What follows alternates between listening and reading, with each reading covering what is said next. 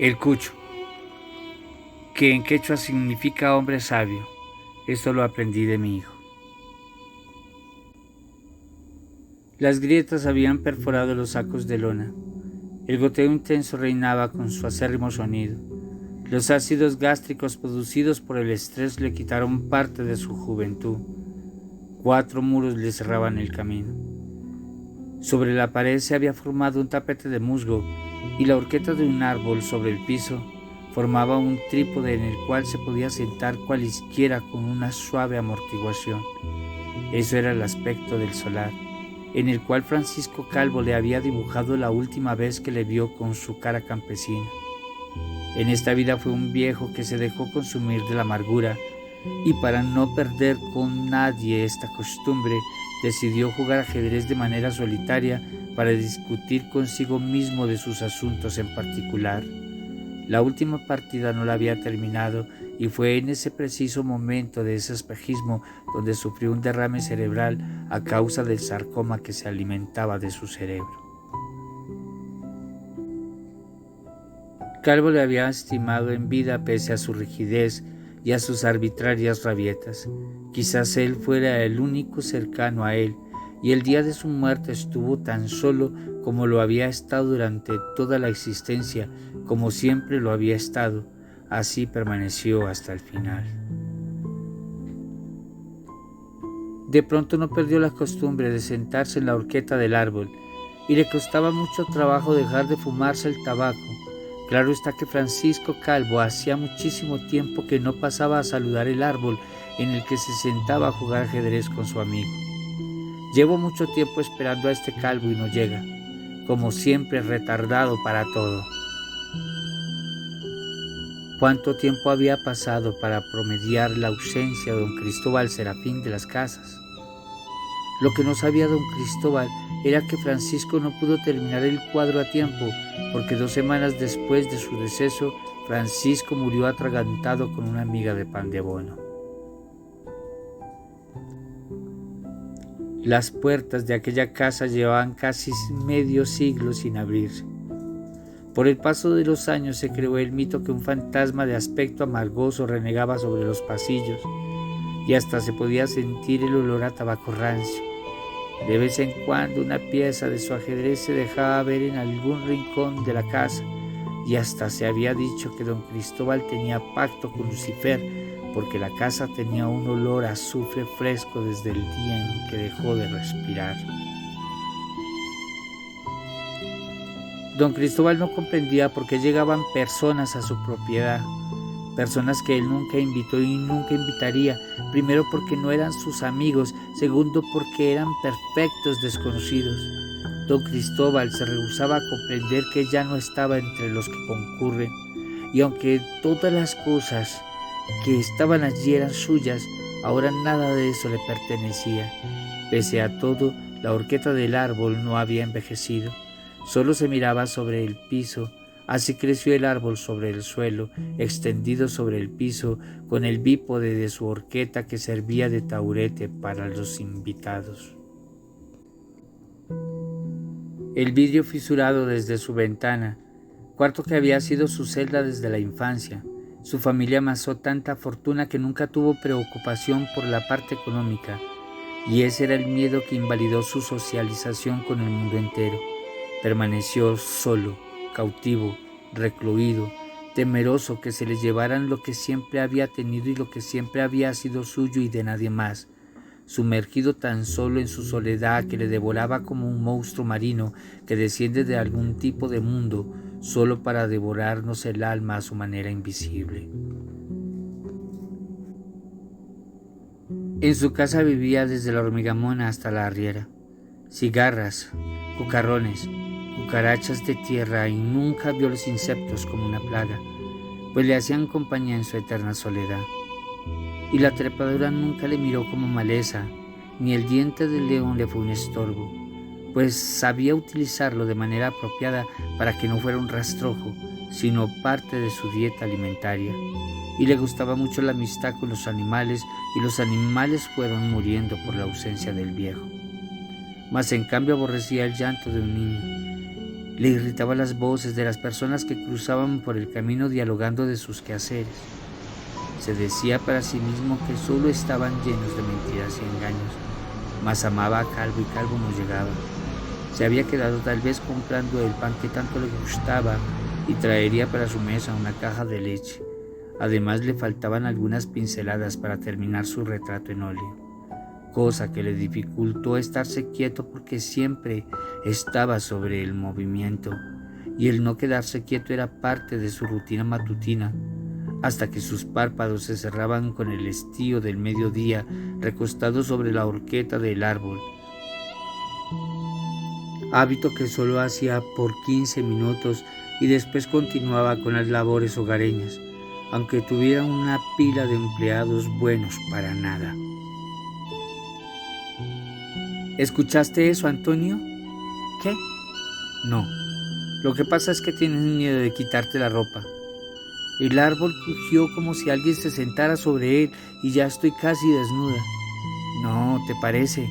Pero no es. Ven, dame un besito. No le prestes atención a tu mente. Estos desvergonzados sátiros, salgan de mi casa. ¿Quién les dio permiso para entrar? No, Antonio, así no puedo. Siento que alguien nos observa. De veras que tengo mucho miedo. Tú, como siempre, dejándolo a uno con los crespos hechos. Recogieron su indumentaria, y un fuerte y frío oleaje sacudió el solar y cerró con vehemencia hacia la entrada de la casa, donde yacía la puerta hacia el interior de la misma. Si ves, te dije que aquí no podemos. Pero la casa está abandonada, nadie se interesa por ella, porque no podemos tomarla aunque sea por un ratico, porque no es apropiado lo que hacemos, fornicar no agrada a Dios. Ahora sí me saliste, santurrona. Para don Cristóbal el día nunca se acababa, todo estaba nublado, y muy de vez en cuando se veía el sol brillar sobre el firmamento y solo se alcanzaba a ver si por casualidad el discernimiento lo permitía. Para don Cristóbal de las Casas el reloj se quedó averiado y se detuvo a las 3:33 de la tarde de un día martes 3 de marzo del año 1933, y había nacido en 1844, falleció a sus 89 años. Para aquella pareja solo era un año más en curso, uno tan normal como para vivir solo el presente. Tomándola de la mano, aturdidos por el suceso, ya cuando el alba despuntaba y antojados de los frutos divinos que les habían dejado a medias, corrieron hacia la puerta casi desnudos hasta los tuétanos del espíritu y desaparecieron como si ellos fueran los propios espectros de la casa. A Ferdinando Cano le llegó un comunicado en el cual expresaba, para sorpresa suya, que era dueño de una propiedad por línea sanguínea y que si no la reclamaba para los 33 días vigentes, la propiedad pasaría a manos del Estado y sería subastada al mejor postor, y que el dinero recaudado sería repartido entre las personas más necesitadas, pues la propiedad tenía una extensión descomunal y se instaba en ubicar a desmovilizados, desplazados y gentes en pobreza extrema. ¿Qué hacemos, Magnolia? Quedaríamos muy lejos de la casa, pero es la oportunidad que siempre hemos esperado. Podríamos ir y venir de vez en cuando a nuestro ranchito. Pero es que no le hemos pagado a don Ciro y tú sabes que él no es una persona de fiar. Es muy serio con sus asuntos y muy desconfiado con el dinero. Pero es que si no llegamos antes de los 33 días, entonces nos quedaremos sin chicha y sin calabaza. Bueno, está bien. Ojalá no vayamos a perder el tiempo.